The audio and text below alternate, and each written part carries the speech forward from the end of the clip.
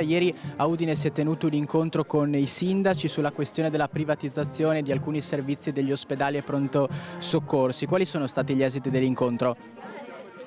Beh, intanto non parliamo di privatizzazione, ieri abbiamo parlato di attività esternalizzate. Le cose sono molto semplici. Noi viviamo la storia più difficile del Servizio Sanitario Nazionale. Le competenze professionali sono insufficienti rispetto ai modelli di organizzazione che abbiamo. L'alternativa a fare questo tipo di attività è esternalizzare alcuni servizi perché le aziende non trovano il personale. Qualcuno potrebbe dirmi: ma perché lo trovano le organizzazioni esterne che non so? Ma se un medico pensionato decide di fare il suo lavoro per queste strutture, l'azienda sanitaria non può assumerlo.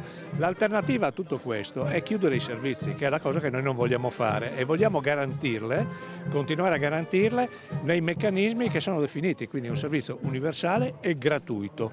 Quindi la narrazione attorno alla quale noi stiamo privatizzando il sistema è una cosa che serve alla cassetta elettorale, ma non aiuta le risposte alla persona.